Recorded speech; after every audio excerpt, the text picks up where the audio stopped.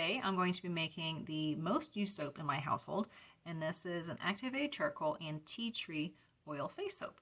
So my husband uses it, I use it, my kids use it, and it's been very popular with my customers as well. So I'm going to be using my basic recipe minus the shea butter because I don't want to have that on the face. And then I have tea tree oil from Essential Depot and then Activate charcoal from Essential Depot as well. I like to do a little bit of a drop swirl. I'm going to be doing in the pot swirl. I'm going to be doing column molds, and I also have some red Moroccan clay that I add in there. So the base of it will be the black from the Activate charcoal.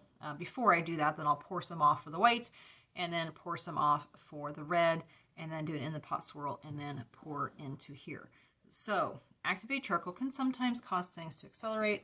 This for sure causes things to accelerate. I did add a little bit more water this time. Clays tend to make things move faster because they absorb the liquid in it, but I went ahead and added some more water in there. Column molds, I've got 2 long ones and then a short one. One thing with these is I find that if you don't have something in between, those seams can leak. So what I like to do is I put some plastic wrap in the bottom to keep it from blowing out the bottom, and then just a little thin strip in here. I tape it at the top, and then I put a rubber band. Because with my loaf cutter, if I fill all the way to the top, then I will get perfect 1-inch slices. If I go a little lower than that, then I have these little wonky bars, and then the rest of it will go into here. So let's go ahead and get started.